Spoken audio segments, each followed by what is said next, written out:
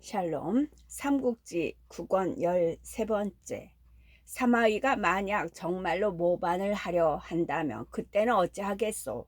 조회가 조진에게 그렇게 물었다. 조진이 자신이 있다는 듯 대꾸했다. 폐하께서 정의 의심이 드신다면 한고조가 운몽의 놀이 간체하여 한신을 사로잡은 계책을 따라 해보도록 하십시오. 어가를 안읍에 대면 사마이가 틀림없이 달려나와 맞을 것인바 그때 그의 움직임을 살펴 수상 적으면 수레 앞에서 바로 사로잡아 버리시면 될 겁니다.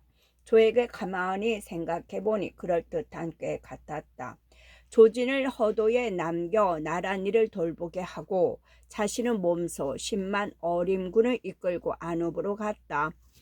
위주 조예가 갑자기 대군을 이끌고 그리로 온 까닭을 알 리 없는 사마이는 오히려 그걸 천자에게 자신의 위세를 떨쳐 보일 좋은 기회라 생각했다. 병마를 정돈하고 갑옷 입은 군사 몇만을 딸리게 해 조예를 맞으러 갔다.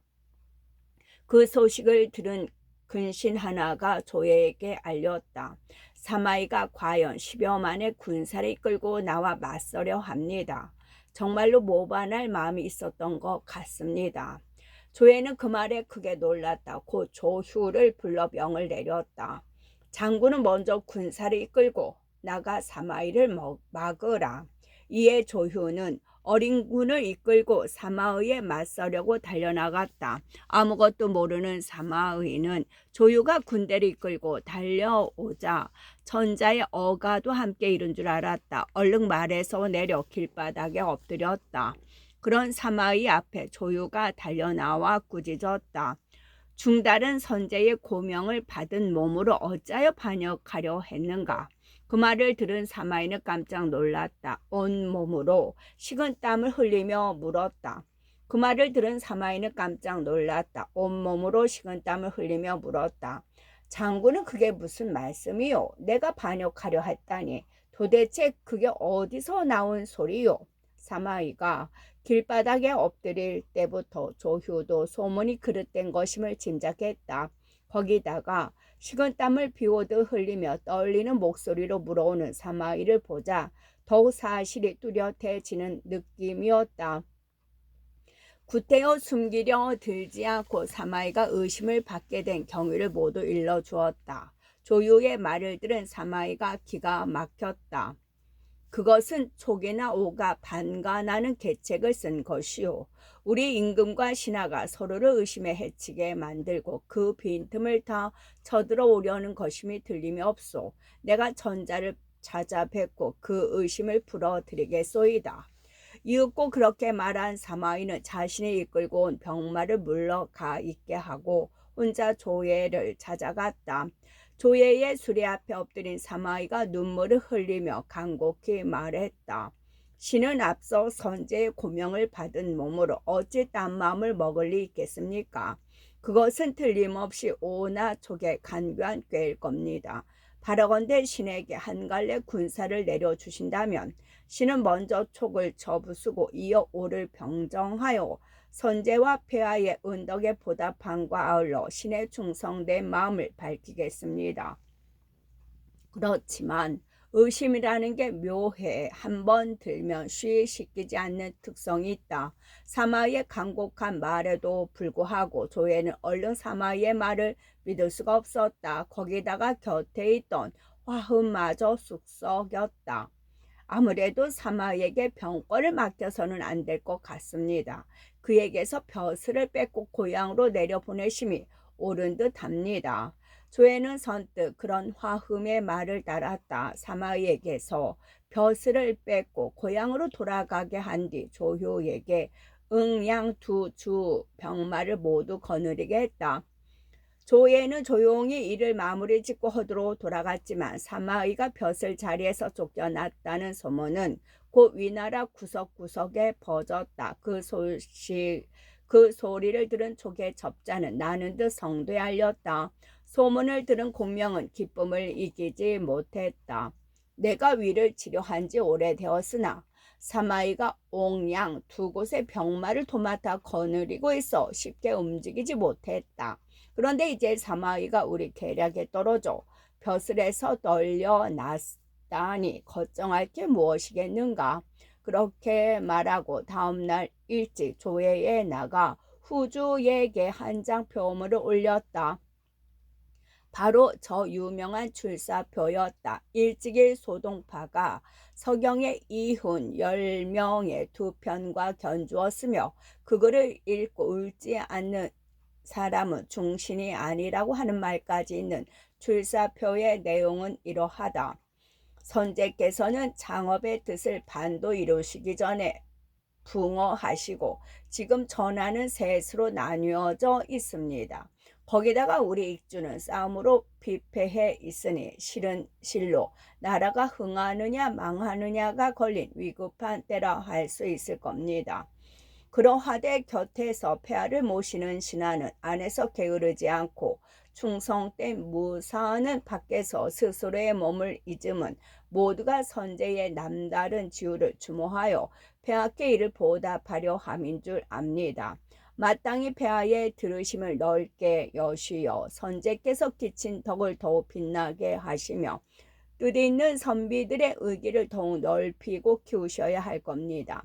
결코 스스로 덕이 넓고 재주가 모자란다고 함부로 단정하셔서는 아니되며 옳지 않은 비유로 의를 이루심으로써 충성된 간원이 들어오는 길을 막으셔서도 아니됩니다.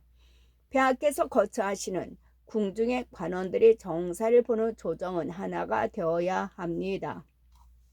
벼슬을 올리는 일과 벌을 내리는 일은 그 착함과 악함에 따라서 한다는 것이 궁중 다르고 조정 다르서는 아니됩니다. 간사한 죄를 범한 자나 충성되고 착한 일을 한 자는 마땅히 그 일을 맡은 관원에게 넘겨 그 형벌과 상을 결정하게 함으로써 폐하의 공평하고 밝은 다스림을 세상에 뚜렷하게 내비치도록 하십시오. 사사로이 한쪽으로 치우쳐 궁중과 조정의 법이 서로 달라지게 해서는 아니됩니다. 시중 벼슬, 시랑, 벼슬에 있는 곽유지, 비유, 동유는 모두 선량하고 진실되며 뜻과 헤아림이 충성되고 깨끗합니다. 선제께서는 그 때문에 그들을 여러 가운데 뽑아 쓰셨고 폐하께까지 넘겨주신 것입니다. 어리석은 생각으로는 궁중의 일은 일의 크고 작음을 가림없이 그들에게 물어 그대로 따르심이 좋겠습니다. 그들은 빠지거나 새는 일 없도록 폐하를 보필하여 이름을 높여줄 겁니다. 장구 상총은 그 성품과 행동이 맑고 지읍짐이 없으며 군사를 부리는 일에도 구석구석 밟습니다. 지난날 선제께서도 글을 써보시고 능력이 있다고 말씀하신 바 있어 여력과 의논 끝에 그를 도둑으로 삼은 겁니다. 어리석은 생각으로는 군사에 관한 일이면 크고 작음을 가림이 없이 그와 의논하시는 게 좋겠습니다.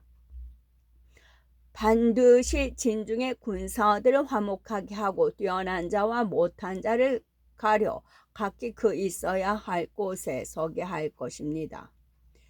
어질고 밝은 신하를 가까이 하고 소인을 멀리한 까닭에 전하는 흥성하였고 소인을 가까이 하고 어진 신하를 멀리한 까닭에 후하는 기울어졌습니다. 선제께서 살아 계실 때에 이를 논한다 보면 환제, 영제 시절의 어려움을 통탄하고 한스럽게 여기지 않을 수 없었습니다. 지금 시중 상서, 장사, 참군 자리에 있는 세 사람은 곱고 발라 저리를 지켜 죽을 만한 신하들입니다. 폐하께서 그들을 가까이 하시고 믿어주시면 한실이 다시 융성하기를 나를 헤며 기다릴 수 있을 겁니다. 신은 본래 아무런 벼슬 못한 병민으로 몸소 남양에서 밭갈고 있었습니다. 어지러운 세상에서 목숨이나 지키며 지낼 뿐 조금이라도 제 이름이 제후의 귀에 들어가 그들에게 쓰이게 되기를 바라지 않았습니다. 선제께서는 신의 낮고 보잘것없음을 꺼리지 않으시고 귀한 몸을 굽혀 신의 오두막집을 3번이나 찾으시고 제가 지금 세상에서 해야 할 일을 물으셨습니다. 이에 감격한 신은 선제를 위해 개나 말처럼 닦고 헤매임을 받아들였던 겁니다. 그 뒤 선제의 세력이 없어지고 뒤집혀려 할 때 신은 싸움에 진 군사들 틈에서 소임을 맡고 위태롭고 어려운 지경에 명을 받았습니다. 그로부터 20하고도 한 해 선제께서는 신이 삼가고 성실함을 알아주시고 돌아가실 즈음하여 신에게 나라의 큰일을 맡기셨던 겁니다. 명을 받은 일에 아침부터 밤까지 신이 걱정하기는 두렵게도 그 당부를 들어드리지 못하여 선제의 밝으심을 다치지나 않을까 하는 것이었습니다. 그리하여 지난 5월에는 노수를 건너 그 거친 오랑캐 땅 깊이까지 들어갔습니다. 이에 다행히 남방은 이미 평정되었고 싸움에 쓸 무기며 인마도 넉넉합니다. 마땅히 삼군을 격려하고 이끌어 북으로 중원을 징벌해야 합니다. 느린 말과 무딘 칼 같은 제주남아 힘을 다해 간사하고 흉악한 무리를 없애고 한시를 붕시켜 옛 서울로 되돌리겠습니다. 이는 신이 선제께 보답하는 길일 뿐만 아니라 폐하께 충성하기 위해 마땅히 해야 할 일이기도 합니다. 그동안 이곳에 남아 나라의 이룩보 해라움을 헤아려 폐하께 중원 올리는 것은 곽유지와 비유, 동윤이 일이 될 것입니다. 바라건대 폐하께서는 신에게 역적을 치고 나라를 되살리는 일을 맡겨주시옵소서. 그리고 신이 만약 제대로 그 일을 해내지 못하면 그 죄를 다스리시고 선제의 영정원에 알리옵소서. 만일 폐하의 덕을 흥하게 할 중원이 없으면 곽유지와 비윤, 동윤을 꾸짖어 그 게으름을 밝히시옵소서. 폐하 또한 착한 길을 자주 의논하시어 스스로 그 길로 드시기를 꾀하소서. 아름다운 말은 살피셔 받아들이시고 선제께서 남기신 가르치심을 마음 깊이 새겨 좇으시옵소서. 신은 받은 은혜에 감격하여 이제 먼 길을 떠나거니와 떠남에 즈음하여 표문을 올리려 하니 눈물이 솟아 더 말할 바를 알지 못하겠습니다. 구절구절 선주에 대한 추모의 정과 후주에 대한 충성이 된 글이었다. 표문을 다 읽은 후주가 떨리는 목소리로 말했다. 상부께서는 남쪽을 정벌하시니라 멀리 가시 어려움을 겪으시다가 이제 막 돌아오셨습니다. 아직 앉은 자리가 편해지기도 전에 또 북쪽을 정벌하시겠다니 몸과 마음이 너무 지치실까 걱정이 됩니다. 신은 선제께서 돌아가시면서 한 당부를 받은 뒤로 밤낮 애썼으나 아직도 스스로 게으르다 생각하고 있습니다. 이제 마침 남방이 평정되어 안으로 되돌아볼 걱정거리가 없어졌으니 이제 역적을 쳐 중원을 되찾지 않고 다시 어느 때를 기다리겠습니까? 공명이 그렇게 대답했다. 초주가 여러 가운데서 나와 다른 말로 후주를 거들었다. 신이 밤에 전상을 보니 북방의 왕성한 기운이 아직 여전하고 별도 밝기가 전보다 갑절이나 됩니다. 아직은 도모할 때가 아닌 줄 압니다. 그렇게 후주에게 아뢰는 뒤 다시 공명을 보고 물었다. 승상은 전문에 매우 밝으시면서 또 어찌하여 억지로 안 될 일을 하려 하십니까? 전도란 그 변화가 무상한 것이외다. 어찌 전문에만 얽매여 있을 수 있겠소. 나도 이번에 병마를 내기는 하나 한중에 멈추어 위의 움직임을 살펴본 뒤에 나아가든지 말든지 할 것이요. 공명은 그렇게 대꾸하고 초주가 애써 말려도 듣지 않았다. 공명은 출사표에서 밝힌 대로 광유지와 비유, 동윤 등을 시중으로 삼아 궁궐 인을 모두 맡아보게 했다. 또 장군 상종을 대장으로 어린 군으로 거느리게 하고 진지는 시중, 장화는 잠군, 장애는 장사로 삼아 승상부의 일을 맡겼다. 두경은 간이대부, 두비와 양홍은 상서, 내민과 맹광은 죄주, 윤목과 이서는 박사로, 극정과 비시는 비서로, 초주는 태사로 삼았으며 이들 안팎의 문무 관원 100여 명이 함께 초간의 일을 돌보게 했다. 끝내 위를 지라하는 후주의 조서를 받아내 승상부로 돌아온 공명은 다시 여러 장수들을 불러 출전해 부서를 짰다. 전 독부는 진북 장군 영승상 삼아 양주자사 도중후 위원이요 정군 도독은 영부풍 대수 장이 암은 장비 장군은 왕평이 맡았다. 후 군영 병사는 안환 장군 영건영 대수 이회가 되고 부장은 정원 장군 영한중 대수 여의가 되었다. 군량 나르는 일을 보살피면서 자군영 병사를 맡게 된 것은 병북 장군 진창우 마대였고 그 부장은 비위 장군 요하였다. 운군영 병사는 부위 장군 백양정우 마충과 진무장군 곽내후 장의가 맡았다. 행중 군사는 거기 대장군 도향우 위엄이요 증감군은 양무장군 등지 증참군은 안원장군 마속이었다. 전 장군은 도정우 원림 좌장군 고양우 오이 우장군은 현도후 고사 우장우는 안락후 오반이 되었다.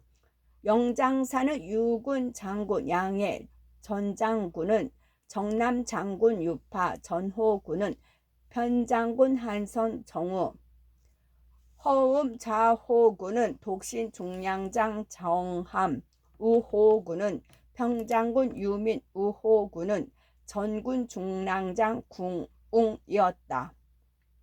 해참군에는 소무 중랑장 호재와 관이장군 여만 및 편장군 찬습 비장군 두이 무략 중랑장 두기 육군 도의 정돈이 각기 임명되었다. 종사는 무략 중랑장 번기가 맡고 전군 서기는 번건 승상 영사는 동거에 맡았다. 장전 좌후 위사는 요양 장군 관홍이요 우후 위사는 호익 장군 장포가 맡았다. 그리고 그 모든 장수들을 평북 대도독 승상 부향후 영익 주목 진해 외사 제갈량이 거느리고 떠나는 것이었다. 모든 자리를 정한 뒤에 공명은 다시 이염을 비롯해 천구를 지키는 장수들에게 글을 보내 동호의 내침에 대비케 했다. 그리고 날을 골라 군사를 내릴 때는 건흥 5년 봄 3월 병인일이었다.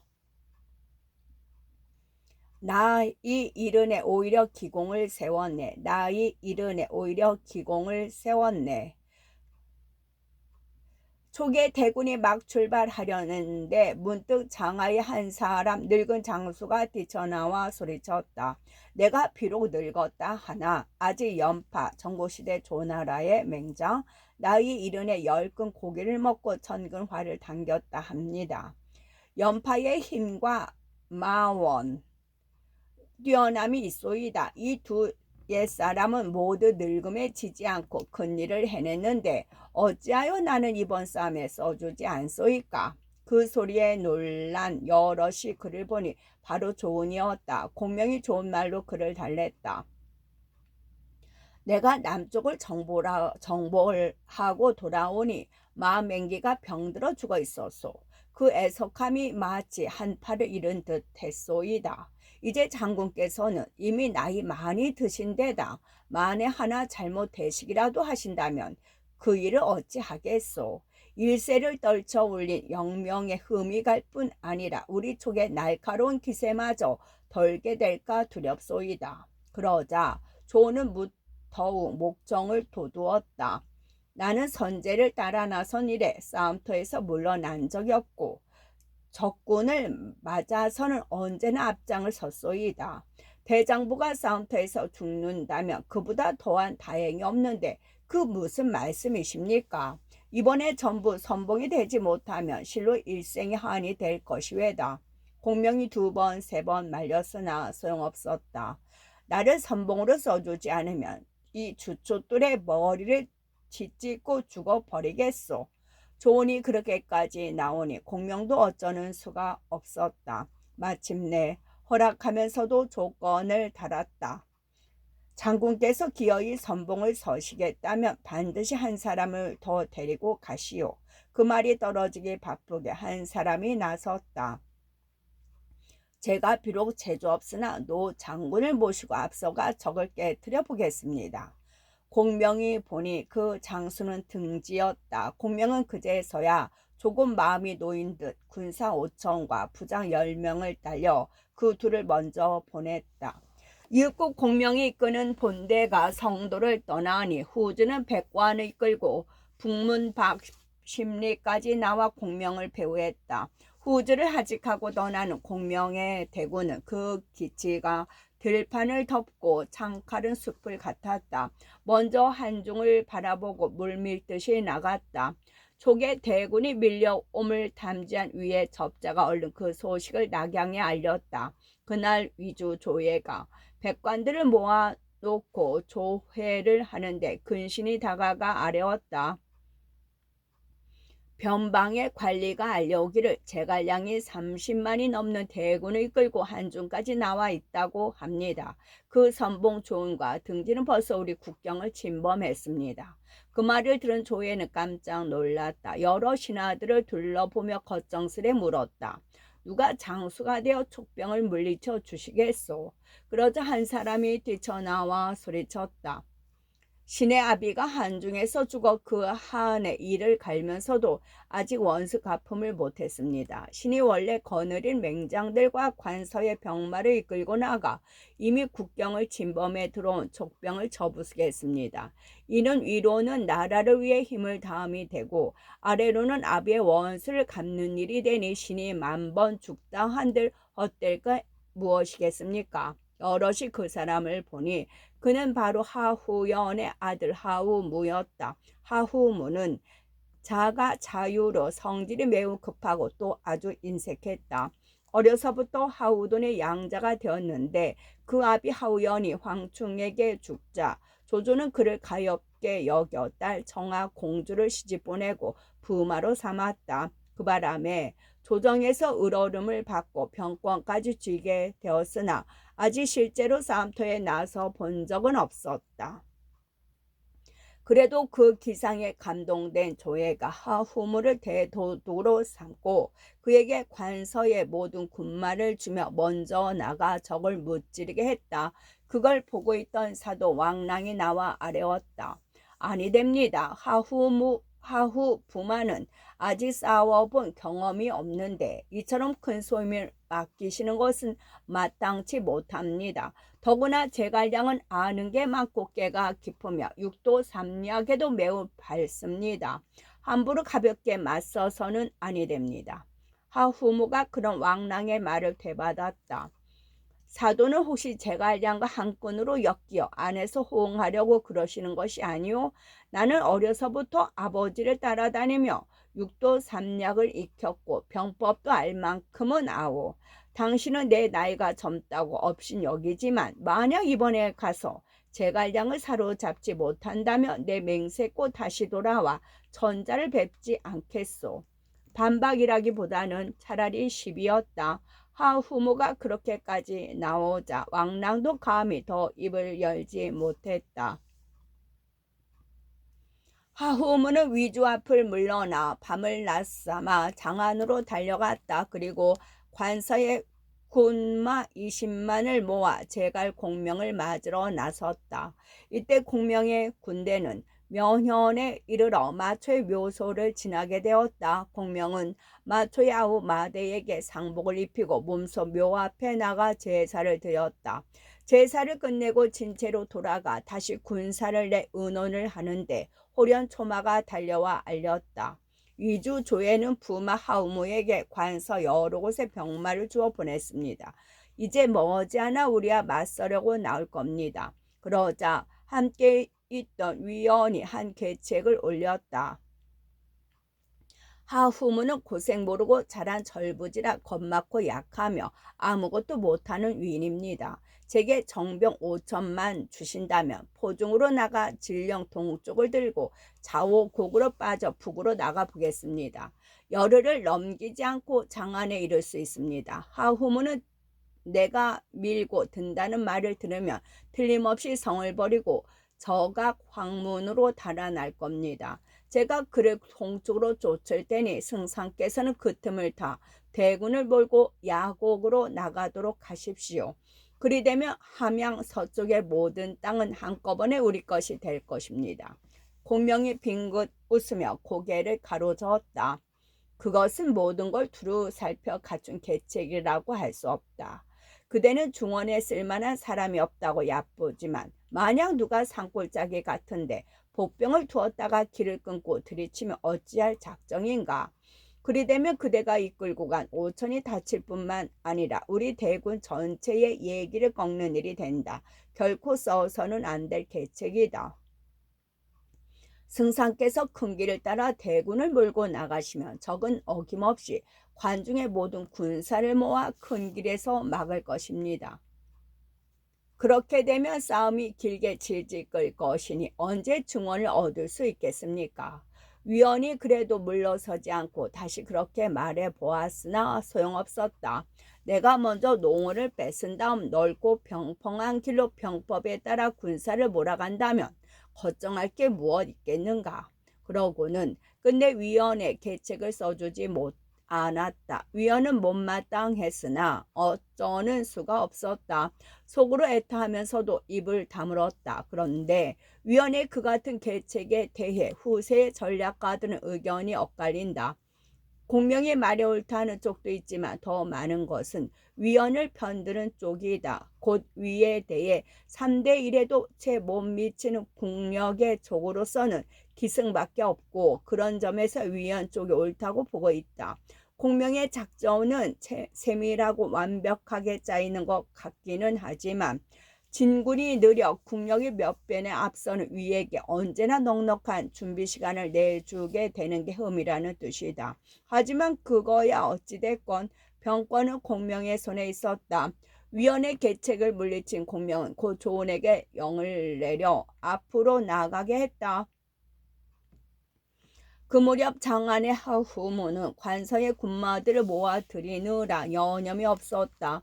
그런 그에게 기쁜 소식 하나 왔다. 선량 대장군 한덕이 군사를 이끌고 찾아온 일이었다. 현덕은 큰 도끼를 잘 쓰고 힘이 세어 홀로 10,000명을 당해낼 만한 용맹이 있는 데다 날랜 서강의 군사 8만까지 이끌고 있었다. 하후무는 몹시 기뻐하며 한덕에게 큰 상을 내리고 선봉으로 삼았다. 한덕에게는 아들 넷 있었는데 하나같이 무예가 정통하고 말타기와 활쏘기가 뛰어났다. 마지는 한영, 둘째는 한요, 셋째는 한경, 넷째는 한기였다. 한덕은 그 네 아들과 강병 8만을 데리고 나가다 봉병산에서 촉군과 맞닥뜨렸다. 양군이 둥글게 진을 치고 맞선 가운데 한덕이 먼저 말을 타고 나왔다. 그 양쪽에는 범 같은 네 아들이 둘씩 갈라서 있었다. 나라를 거스르는 역적 놈들아, 네 놈들이 어찌 감히 내 땅을 침범하느냐. 한덕이 기세 좋게 촉권 쪽을 보며 큰 소리로 꾸짖었다. 그 소리에 조은은 크게 성이 났다. 창을 꼬나두고 말을 박차 홀로 한덕에게 덤볐다. 한덕의 맏아들 한영이 말을 달려 나와 조은을 막았으나 될 일이 아니었다. 새 합을 재우지 못하고 조은의 한창에 찔러 말에서 굴러 떨어졌다. 둘째 아들 한효가 그걸 보고 참지 못해 칼을 휘두르며 달려 나왔다. 조은은 옛날의 범 같은 위험을 떨쳐 보이며 한층 힘을 내 한효를 맞았다. 그렇게 되니 한효도 조은의 적수로는 약했다. 한덕의 셋째 아들 한경이 그 낌새를 알아차렸다. 둘째 형마저 끔찍한 꼴을 당하기 전에 돕겠다고 방천화극을 끼고 말을 박차 나왔다. 한경까지 가세해 한꺼번에 둘과 싸우게 되었지만 조은은 조금도 두려워하는 기색이 없었다. 창 쓰는 법이 가지런하기만 했다. 넷째 아들 한기가 잇따라 났다. 맏형이 죽고 둘째와 셋째 형이 한꺼번에 덤비고 있어도 오히려 몰리는 것 같이 배는 다 쉬었다. 한기 또한 말을 박차고 두 자로 일월도로 휘두르고 덮치니 조는 새 장색에 둘러싸인 꼴이 되고 말았다. 얼마 안 돼 한기가 조의 장을 맞고 말 아래로 굴러 떨어졌다. 한덕이 진에서 편장 하나가 달려나가 얼른 한기를 떼매고 들어갔다. 그때 조은이 갑자기 창을 끌며 말을 돌려 달아나기 시작했다. 셋째 아들 한경이 그걸 보고 창을 말 안장에 꽂은 뒤 얼른 활을 꺼냈다. 한경이 연이어 화살을 3대나 날렸으나 조는 번번이 창대로 그걸 쳐 떨어뜨려 버렸다. 발끈한 한경은 활을 던지고 다시 창을 꼬나 잡으며 조은을 뒤쫓았다. 그러자 이번에는 조은이 화살을 꺼내 화살 한 대를 날렸다. 화살은 어김없이 한경의 얼굴에 박혀 한경은 한마디 구성진 비명과 함께 말 아래로 떨어져 죽었다. 형과 아우가 차례로 끔찍한 꼴을 당하는 걸 보자 한효는 눈이 뒤집혔다. 칼을 휘두르며 조은을 찍어 넘기려고 미친 듯 덤볐다. 조은은 문득 들고 있던 창을 땅바닥에 내 던지고 보검을 뽑아 들었다. 조은의 손에서 버뜩 칼빛이 품어져 나오는가 싶더니 벌써 한효는 성한 사람이 아니었다. 한 칸을 맞고 비실대는 그를 조은이 냉큼 사로잡아 자기 진채로 끌고 가버렸다. 한효를 끌어다 놓고 온 조은이 다시 창을 꼬나잡고 한덕에게로 달려들었다. 한덕은 내 아들이 모두 조은의 손에 죽거나 다치고 사로잡혀 가는 꼴을 보자 분하기에 앞서 간담이 내려앉는 듯했다. 감히 조은과 맞싸울 생각을 못하고 진체 속으로 쫓겨 들어갔다. 서강병들도 평소부터 조은의 무서운 이름을 들어 알고 있었다. 거기다가 이제 다시 전과 나름없이 날래고 씩씩한 걸 보자 감히 나와 싸울 생각을 못했다. 그렇게 되니 한덕의 진체는 조은이 이르는 곳마다 무너져 내리고 쫓겼다. 조은은 말 한 마리 창 한 자루로 적진을 좌우로 휩쓸고 다니는데 마치 사람 없는 들판을 내닫듯 했다. 뒷사람이 시를 지어 그를 노래했다. 옛적 상산 조자룡을 생각하노라. 나이 이른에 오히려 기공을 세웠네. 홀로 내 장수를 베고 적진 휩쓰니 꼭 당양에서 어린 주인 구하던 모습이네. 끝.